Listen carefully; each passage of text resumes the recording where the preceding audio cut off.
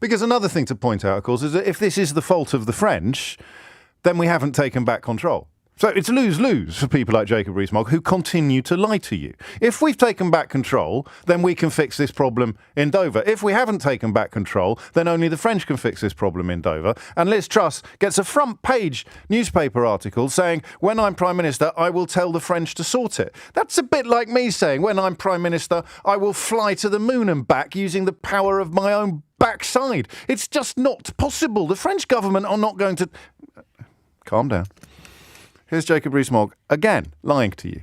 There'll be no need for checks at Dover, but it will be an ability to ensure that the roads keep running around Dover, even if there are delays at Calais. The delays will not be at Dover, they will be at Calais. This is what I mean about James Cleverly this morning. This is also what I mean about having a couple of weeks off and coming back with a true sense of wonderment at how far we've fallen. How does this happen to a country? How can that man end up in the cabinet having displayed publicly a gross failure to understand anything? Have a look at what's happening in Dover. I'm going to play it again. In fact, I might sit here and play it until 1 o'clock, actually, because you dop your calf at this clown. You literally tell me quite often that he's got it all sorted out. He's the clever one. He knows what's going on. Here he is talking about delays in Dover. There'll be no need for checks at Dover, but it will be an ability to ensure that the roads keep running around Dover, even if there are delays at Calais. The delays will not be at Dover, they will be at Calais. And so why is this happening then? Let's park Jacob Rees-Mogg for a minute. The man understands nothing. Absolutely nothing. Let's park it for a minute and remind ourselves, why is this happening? As Home Secretary, at this defining moment in our country's history, I have a particular responsibility when it comes to taking back control. It is to end the free movement of people once and for all. What did you think she meant when she said she was going to end the free movement of people once and for all? Everybody except you?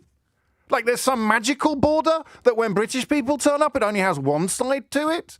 Like the only border in the history of the world that has nobody on the other side? What's on the other side? Narnia? It's like a wardrobe. It's insane. Here she is again telling you exactly what was going to happen in Dover. As Home Secretary, at this defining moment in our country's history, I have a particular responsibility when it comes to taking back control. It is to end the free movement of people once and for all. So it's ended. The free movement of people has ended. What does that mean? It means that if you want to get into the European Union from a country that is not in the European Union, you have to jump through hoops that weren't there before. Quite small hoops, but hoops nonetheless. I'm going to apologise in advance for reminding you of the existence of my next contributor, but I think it falls to me to tell you that he was, I think, Secretary of State for Transport at the time. Ladies and gentlemen, I give you Chris Grayling. We will maintain a free-flowing border at Dover. We will not impose checks in the port. It was utterly unrealistic to do so. We don't check lorries now. We're not going to be checking lorries in Dover in the future. Absolutely clear, it cannot happen. Did they not understand? They didn't. They meant it, didn't they? It's a crisis of intelligence and understanding this. It's not Johnsonian corruption. It's not actually lying. It's not telling you that it's raining outside when we're actually in the middle of a heat wave. They're just so stupid. They're just so thick. That's the only explanation I've got. I'll be inviting yours shortly. But what other explanation can there be? How could they have understood it so little? How could they have misunderstood it all so completely? Well, here's a clue. You remember this fella? Yeah, Dominic Raab. He's still around. We are, and I hadn't quite understood the full extent of this, but if you look at the UK and you look at how we trade in goods, we're particularly reliant on the Dover-Calais crossing. And that's one of the reasons why, and there's been a lot of controversy about this, but one of the reasons why we've wanted to make sure that we have a specific and very proximate relationship with the EU to ensure frictionless trade at the border. Well, ice me like a cake and stick a cherry on top. We have quite a high reliance upon the crossing between Calais and Dover. And he's still doing the rounds. He's still likely to be in the cabinet, whichever one of these clowns wins the Conservative contest, the hair ice cream or the gravel sandwich. It's nuts, right? I mean, it is truly surreal. And here is one of the contestants in the race to be the next Prime Minister reminding us that twaddle is still the order of the day. Well, the fact is that the French authorities have not put enough people on the border. And I'm in touch with the French authorities. I'm very clear that we need to see action from them to resolve the terrible situation that people are facing. But you can just imagine it, can't you, at the Elysee? Who's on the phone? Oh, Liz Truss is on the phone. She's telling us that we've got to clear up the Brexit mess that they've made. I beg your pardon? She's saying, what, pardonnez-moi? She's saying that we've got to clear up the Brexit mess that they've made. And anyway, finally, Boris Johnson. The evidence is, Nick, that we would actually increase our exports to the EU if we came out of the legislative morass of the single market. Even he sounds like he meant it, actually. Even he sounds like he actually believed this stuff to be true. So, 18 minutes after 10 is the time. I should open up the phone lines, although I've got to be honest with you, I could quite happily continue, as you can probably tell, until 1 o'clock today.